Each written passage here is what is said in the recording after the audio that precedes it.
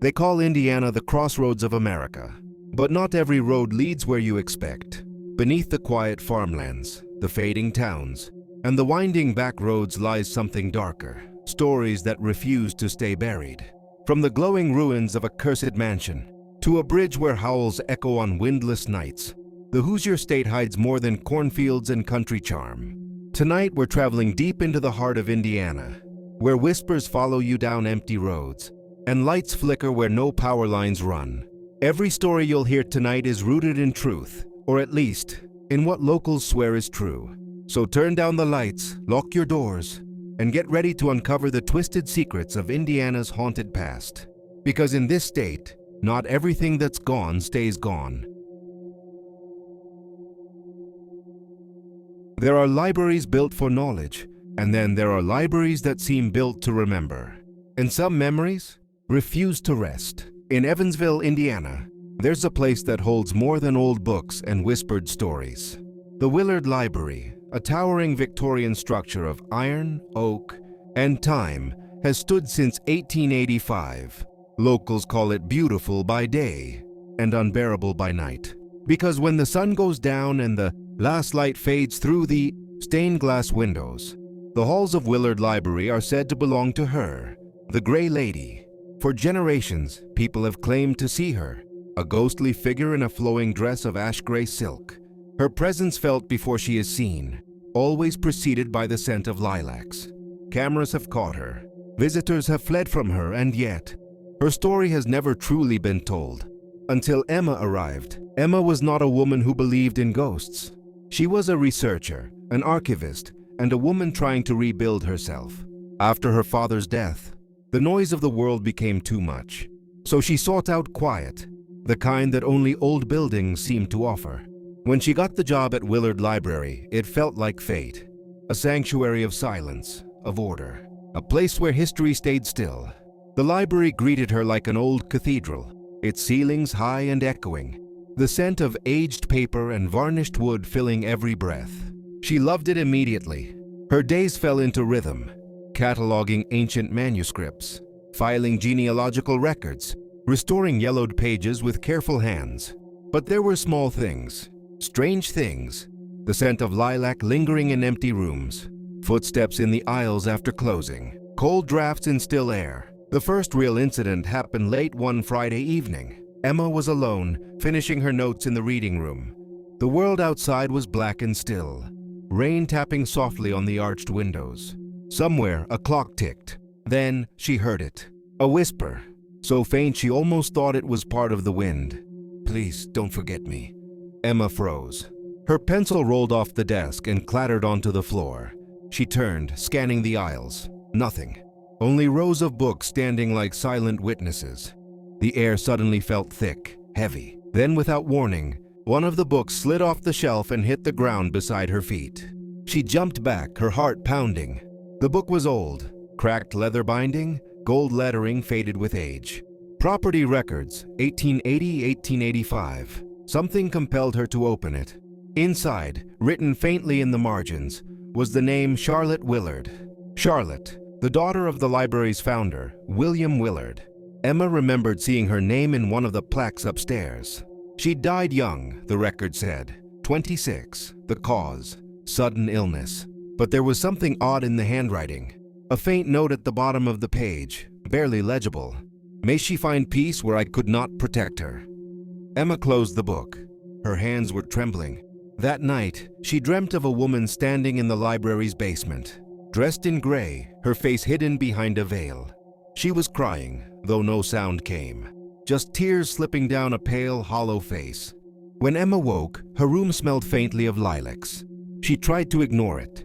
But curiosity, that same force that drives archivists to dig where they shouldn't, pulled her back to the basement the next day. The Willard basement was a place few visited. The walls were damp stone, the air metallic, and the silence deeper than silence should ever be. Emma's flashlight cut through the dark as she moved between rows of forgotten cabinets. And then, the scent again, lilacs, sweet, floral, and out of place. She turned a corner and found an old drawer labeled, "Personal Correspondence. You Willard." Inside were bundles of letters tied with ribbon, brittle with age. She untied the first and read, "My dearest Charlotte, I could not bear what they said. You were not ill. You were taken from me. He did this, and I cannot forgive him. Your secret is safe beneath the foundation, my child. No one will disturb you there." Emma stepped back, her pulse racing. Beneath the foundation. As she whispered the words aloud, something shifted in the darkness. She wasn't alone. From the far side of the room came a faint rustling, the soft sound of fabric brushing against stone. The air turned icy. Her breath came out in clouds. And then she saw her, standing between the shelves, draped in mist and sorrow, the Gray Lady. Her veil shimmered faintly, her eyes hollow voids of pale light. She raised one trembling hand and pointed to the floor. Then, as quickly as she appeared, she was gone. Emma ran upstairs, shaken. The next morning, she told Mr. Henson, the janitor, what had happened. He looked at her for a long moment and said quietly, "You're not the first." But maybe she finally found someone who's listening. Together, they searched the foundation records. There, buried in old blueprints, they found a mention of a sealed sub-basement, an unused chamber bricked off after construction. The reason? Unstable soil. That afternoon, Henson pried open the rusted door behind the furnace. The two descended into the darkness. The air was thick, earthy, ancient. Their lights flickered over stone walls marked with water stains and age. And at the far end of the passage, they found it, a small alcove bricked over. One brick, however, had something carved into it. A single name, Charlotte. Emma reached out and brushed her fingers over the carving, and the wall exhaled. A soft sigh filled the air, followed by the faintest voice, no louder than breath. "Thank you." The air shifted, the temperature warmed, and then was silence. Not oppressive, but peaceful, still. When they returned upstairs, the scent of lilac was gone. Completely. Weeks passed. No one saw the Gray Lady again. The security cameras, which had caught strange shapes and orbs of light before, now showed only empty aisles and floating dust. But the library didn't forget. To this day, the Willard Library keeps a small vase of lilacs on the basement steps. Visitors sometimes stop and ask why. The staff just smile and say, "It's for the lady who built the silence here." And some nights, when the wind rattles the windows and the building creaks with age, you can still feel something gentle pass by. Like gratitude, like release. But if you stay too long, if you linger after midnight, when the fluorescent lights hum and the dark presses in close, you might just hear it again. A faint whisper from somewhere deep beneath the floor. "Please, don't forget me." There's a hill deep in the woods of Martinsville, Indiana, that the locals don't talk about after dark. A lonely patch of land surrounded by gnarled trees and silence that feels almost alive. They call it Step Cemetery. The name sounds ordinary until you learn what waits at the top of that hill, and the curse that keeps it alive. For nearly 2 centuries, stories have grown like weeds around Step Cemetery. Stories of witches, of cults, of a woman who never left her child's grave, and of the strange figure who guards the steps, punishing anyone who dares to disturb the dead. But the story I'm about to tell you isn't rumor. It isn't legend. It's what really happened to the group who went up that hill one cold October night, thinking they could prove the curse was just a myth. They were wrong. Her name was Nora Price, a journalism student at Indiana University. Sharp, skeptical, determined. She didn't believe in ghost stories, but she did believe in good headlines. And what better headline than "The Truth Behind Indiana's Most Haunted Cemetery." So one night, with 3 friends, Luke, Jamie, and Sean, she set out with flashlights, a camera, and a sense of invincibility that only young people carry. The road to Step Cemetery was a narrow ribbon of cracked asphalt winding through the Morgan Monroe forest. The deeper they went, the darker it became. Their headlights carved tunnels through mist that clung to the trees like smoke. Jamie joked that the GPS had given up miles ago. Sean laughed nervously. "It's fine. Cemeteries don't scare me." But when they finally reached the clearing, no one was laughing anymore. The cemetery was small, barely a dozen headstones, all crooked and half buried beneath a blanket of dead leaves. A stone stairway led up to the top of the hill, cracked and overgrown with moss. And at the very top, illuminated by moonlight, was an old tree, gnarled and black, like something that had seen too much. "This is it," Nora whispered, raising her camera. She expected silence, but what she heard instead was whispering, soft, breathless, like 100 voices speaking. Just beneath the surface of the wind, Luke turned on his phone flashlight. "Probably just the trees," he said, though his voice trembled. The legend said that if you climbed the steps at midnight and spoke aloud, the spirit of a woman called the Weeping Mother would appear. She had buried her baby here more than a century ago and never left. Some say she was a witch, others say grief drove her mad. But everyone agrees on one thing: disturb her child's grave, and she'll make sure you never leave the hill alive. Nora laughed it off. "Let's find the grave, get some pictures, and go viral." They climbed the steps slowly. With every step, the air grew colder, heavier. It felt like the forest was holding its breath. Halfway up, Sean stopped. "Did you hear that?" Everyone froze. It was faint, a low hum, almost like crying, but not from above, from beneath the steps. "Just an animal," Luke muttered. "Keep moving." When they reached the top, they found it. A small, crumbling headstone under the black tree. The inscription was barely legible. "Baby Lester, 1908. Nora brushed off the dirt with her sleeve and snapped a picture. The flash lit up the clearing, and for a split second, she saw something. A woman standing on the other side of the tree, pale, motionless, dressed in black. Then darkness swallowed her again. Nora's heart hammered in her chest. "Did you see that?" Luke swung his light around. Nothing, empty air. But when Nora looked down at her camera screen, the photo showed it clearly. A face reflected in the tree's shadow. Hollow eyes, mouth open in silent grief. Sean took a step back. "I think we should go." They turned to leave, but the path behind them was gone. The stairs, the clearing, everything beyond the tree had vanished into thick rolling fog. "Where's the trail?" Jamie whispered. No one answered. Then, a sound, a soft thump. One of the headstones had fallen over. Another, then another. The earth began to shift, like something was moving underneath it. And from the soil near the baby's grave, a pale hand reached out. Nora screamed. Luke rushed forward, grabbing her arm, but the ground gave way beneath them. They tumbled down the slope, crashing into wet leaves and broken stone until they hit the bottom. When Nora opened her eyes, the fog was gone. The cemetery looked empty again, silent, still, except for one thing. At the top of the hill, she saw her camera, still sitting where she dropped it. But beside it stood the woman, the weeping mother, her face as white as bone, her dress soaked in shadow. She bent down, picked up the camera, and whispered something. Then she was gone. They never found the camera again. The police said it was kids playing a prank. They laughed when Nora tried to tell them about the fog, the voice, the hand. But 2 weeks later, Luke went missing.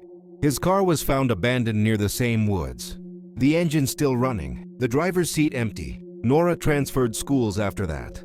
She doesn't talk about what happened, not publicly. But one night, years later, she got an email. No subject, no message, just an attachment. A photograph. The one she took that night. The black tree, the baby's grave, and behind it, a woman in gray, holding her camera. Today, Step Cemetery still sits at the end of that lonely road. People go there for dares, for ghost hunts, for stories. Some claim to hear crying near the steps. Some swear they've seen footprints appear in the mud when no one's around. But if you ever go there, if you ever find yourself standing under that dead tree, do not touch the grave. Do not speak her name. And if you smell lilacs in the wind, run. Because in Step Cemetery, grief never dies. It just waits for someone new to mourn with. They say every city has that one place, the kind of place that doesn't just sit on a map, but in your memory, in your nightmares, the kind of place that feels alive even when it's been dead for years. In Indianapolis, that place was called the House of Blue Light. People used to whisper about it late at night, passing the story like a curse, the kind of thing you dared your friends to visit, but secretly hoped you never would. It stood at the edge of Fall Creek Road, half buried in the woods, its driveway swallowed by weeds and its windows forever sealed. They said it belonged to a man named Skiles Test, a wealthy recluse who had built the house not for the living, but for the dead, a private mausoleum for his wife, whose body, rumor had it, rested inside a glass coffin bathed in eternal blue light. Most people dismissed it as nonsense, a ghost story told by drunk teenagers or bored old men. But if you asked around long enough, if you found someone who had actually seen the house, they'd tell you the same thing. The light was real, and it never went out. For decades, kids made it a rite of passage. If you wanted to prove your courage, you went to the House of Blue Light. You parked by the edge of the woods, waited until midnight, and followed the narrow path through the trees. If you were lucky or unlucky, you'd see a faint glow flickering through the branches. Some said it was a trick of headlights from the highway. Others swore it moved, not flickered, but breathed, as if the light itself was alive. In the fall of 1962, 4 friends decided they wanted proof. Jack, Linda, Mike, and Reggie, kids from Broad Ripple, high with more confidence than sense, piled into Jack's father's Oldsmobile and drove out into the woods. The moon was low and pale, the air heavy with fog. They parked by the old stone bridge and stared at the darkness ahead. No one said a word. Then Jack grinned, swung his flashlight, and said, "Let's end this myth tonight." They climbed the rusted gate, the metal creaking under their weight, and made their way down the overgrown driveway. Every step seemed louder than it should have been. The sound of crickets died out as they moved deeper in, and then they saw it. The house stood at the end of the path, small, crooked, wrong. The porch sagged, the shutters hung loose, and the wood looked too clean, as if it had been freshly scrubbed. But the strangest thing was the light, blue, dim, and cold, leaking from the cracks between the boards that covered the windows from inside. The glow wasn't steady. It pulsed, slow and rhythmic, like the heartbeat of something enormous and unseen. They stood there in silence, breath clouding the air, hearts pounding. "Probably a lamp," Reggie whispered, but even he didn't sound convinced. Linda said she saw something move inside, a shape, tall and still, standing just behind one of the boarded windows. Jack raised the flashlight, his hands trembling slightly, and took a step forward. The others followed. When they reached the porch, he grabbed the doorknob. It turned easily. The door swung open to reveal a long hallway, the air heavy and stale, smelling faintly of damp wood and something sweet, like perfume left to rot. The blue glow spilled faintly from the far end, painting the walls in ghostly light. They moved slowly, the boards groaning underfoot, the sound of their breathing far too loud. When they reached the last door, Jack hesitated. The light was brightest there, leaking out from the gap beneath the frame. He pushed it open. Inside the room stood a glass coffin, long and gleaming under the light. Inside it lay a woman, perfectly still, perfectly preserved. Her skin pale, her hair fanned neatly around her head, her hands folded over her chest. Beneath the glass, a small panel glowed with a cold electric hum. Linda gasped. Mike stepped back, muttering that it had to be a mannequin, a prank. But as Jack leaned closer, the woman's eyes opened. The sound that followed wasn't a scream. It was a deep metallic vibration that filled the air and shook the walls. The blue light flared so bright it burned through their eyelids. The floor trembled. The windows rattled in their frames. The woman in the glass began to move, slow, jerky, like a marionette being forced upright. Her mouth opened wide, and the sound became unbearable. Not a voice, but a static hiss that seemed to come from inside their skulls. The lights went out. When they came to, it was morning. They were lying in a clearing. The house was gone. No boards, no porch, no door, just open grass and silence. Their watches had all stopped at exactly 3:03 a.m. They never spoke of it again, not to each other, not to anyone. But years later, when construction crews came to develop the area, they dug up something strange. A foundation made of white stone, cold as ice, with a chamber beneath it lined entirely in blue glass. There were no records of who built it, no permits, no name. And to this day, people driving along Fall Creek Road swear they still see the glow. A pale, pulsing blue light hovering just above the treetops, flickering through the leaves like a ghost breathing in the dark. Some say it's the reflection of headlights, others say it's the moon, but those who know better say she's still there. The woman in the glass coffin, waiting for someone foolish enough to open that door again. Would you walk into a house glowing blue in the night, knowing that light was meant for the dead? Because the house may be gone, but the light never went out. They say some places were never meant to be found, places the earth itself tries to swallow, as if to erase a mistake it once made. Dogtown Bridge is one of those places, hidden deep in the forests of Washington County, Indiana, a bridge so old and forgotten, even the locals argue over where it actually stands. Some say it's near Pekin, others swear it's closer to the remains of an old mining camp. But those who have found it, who've crossed that rusted span in the fog, all agree on one thing: the bridge is cursed. The story begins more than a century ago in a tiny mining settlement called Dogtown. It wasn't much to look at, just a cluster of shacks, a blacksmith, a church, and a general store built along a muddy road that led to the mines.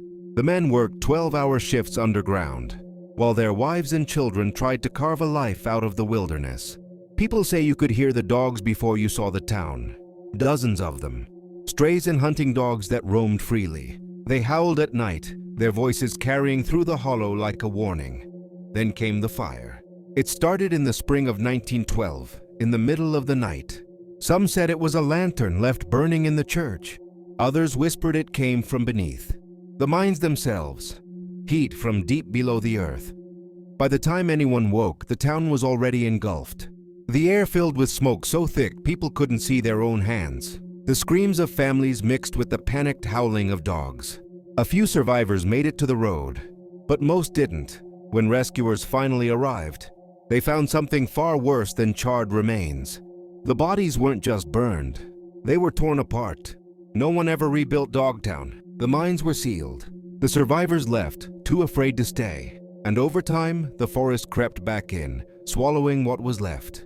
Only the bridge remained, an iron skeleton spanning a creek that once supplied the miners with water.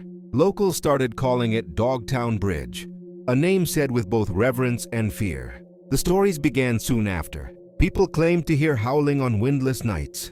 Farmers spoke of seeing pale shapes moving through the woods on all fours. Travelers reported headlights flickering, car engines dying for no reason as they crossed the bridge. But the worst stories came from those who dared to stop there at midnight. The curious, the drunk, the foolish. They said the air would grow heavy, and the night would go silent. No crickets, no frogs, just a stillness that pressed against the chest.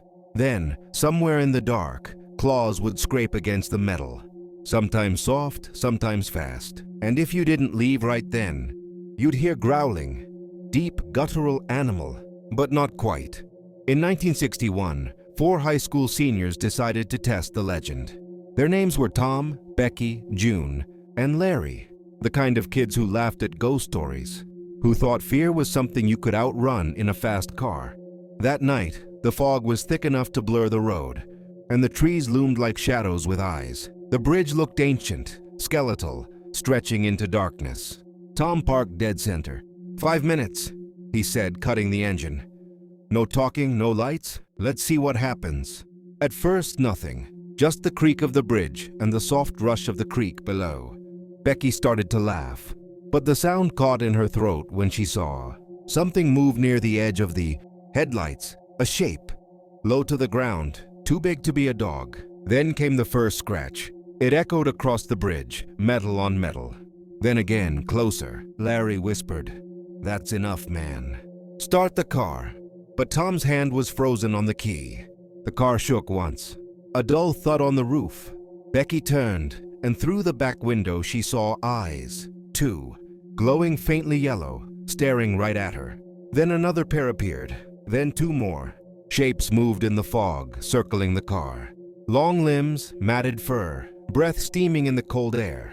One of them stood upright, its face pressed to the glass, its jaw stretched far too wide, its teeth glinting in the dark. Tom slammed the key forward. The engine sputtered, coughed, and died. The silence that followed was unbearable. Becky was crying now. June was praying under her breath. Then, as suddenly as it started, the scratching stopped. For a moment they thought it was over, until something heavy landed on the hood. Metal groaned. Clawed fingers dragged across the windshield, leaving long, deep gouges. The engine roared to life just as the glass cracked. Tom hit the gas, the tires screamed, and they tore through the fog, the bridge disappearing behind them. They didn't stop until they hit the highway. Shaking, breathless, the smell of burnt rubber filling the car. When they got out, the hood was covered in claw marks. Deep, long, too wide to belong to any animal they knew. And on the roof, a single muddy handprint, with 6 fingers. The sheriff didn't believe them at first. But when he went to the bridge the next morning, he found the guardrail twisted and bent, as if something massive had leaned against it. Down below in the mud were prints, not paws, not shoes, but something in between. The kids never went back. Larry joined the army.